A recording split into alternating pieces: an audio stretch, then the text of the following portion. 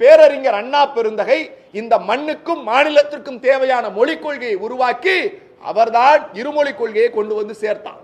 அந்த இருமொழி கொள்கையின் அடிப்படையில் இந்த மாநிலம் வளர்ச்சி பெற்றிருக்கிறது. ஒப்பீட்டளவில் நான் பொதுமக்களுக்கு ஒரு செய்தி சொல்றேன் சார். உத்தரப்பிரதேசத்தில் மும்மொழி கொள்கைங்கிறாங்க. 3 மொழி எந்தெந்த மொழின்னு அந்த தற்குறி அண்ணாமலைகிட்ட கேட்டா தெரியல.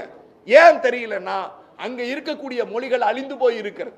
அவருடைய தாய்மொழி அழிந்து போய் இருக்கிறது. நான் இந்த நிகழ்வின் மூலம் ஒரு செய்தி சொல்லுகிறேன். ஒன்றிய அமைச்சர், கல்வி ஒன்றிய அமைச்சர் இருக்காரு தர்மேந்திர பிரதான், அவர் ஒரிசாவை சார்ந்தவர். அவருடைய தாய்மொழி ஒரிசா. அந்த தாய்மொழி இன்றைக்கு எங்கே இருக்கிறது? அங்கே இந்திய ஆதிக்கம் தலைவிரித்தாடுகிறது தவிர தாய்மொழி அழிக்கப்பட்டு விட்டது. அதையும் கடந்து ஒரு விஷயம் சொல்லுகிறேன். இவருடைய முழு நோக்கம் சமஸ்கிருதம் கத்துக் கொடுக்கணும், அதன் மூலம் வர்ணாசிரம தர்ம ஆட்சியை கொண்டு வந்து நிலைநிறுத்துவதுதான் இந்த புதிய கல்விக் கொள்கையினுடைய மூலம். இங்க பிரச்சனை புதிய கல்விக் கொள்கையா, அல்லது யார் இந்தி படிக்கணும், யார் பிரெஞ்சு படிக்கணும், அல்லது யார் ஜெர்மன் படிக்கணுங்கிறது இல்ல.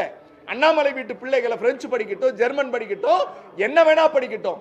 நம்முடைய கேள்வி, எங்கள் பிஞ்சு குழந்தைகள் தமிழ்நாட்டில் இருக்கக்கூடிய இந்தியாவின் குடிமக்கள், நான் அடிக்கோடு இருக்கிறேன், தமிழ்நாட்டில் இருக்கக்கூடிய இந்திய குடிமக்கள், ஒன்றிய அமைச்சகத்தின் கீழ் நாங்கள் வாழுகிற குடியுரிமை பெற்றவர்கள் ஏற்கனவே ஒப்பந்தத்தில் கையெழுத்திட்டு விட்டு அந்த ஒப்பந்தத்திற்கான பணத்தை தர வேண்டும் என்று சொன்னால் நீ இந்தி கட்டாயம் படிக்க வேண்டும், மும்மொழி கொள்கையை ஏற்றுக்கொள்ள வேண்டும், புதிய கல்விக் கொள்கையை ஏற்றுக்கொள்ள வேண்டும் என்பது எதேச்சை அதிகாரம்.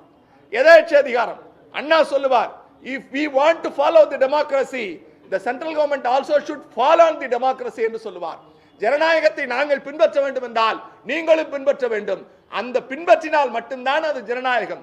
நீங்கள் சர்வாதிகாரத்தையும் எதேச்சை அதிகாரத்தையும் திட்டங்களின் மூலம் கொண்டு வந்து மோடி சர்க்காரோ அல்லது அவருக்கு இணையாக எடுபடியாக இருக்கிற வேறு யார் இங்கே பேசினாலும் தமிழ்நாடு மற்றொரு இந்திய எதிர்ப்பு போராட்டத்திற்கு தயாராகும்.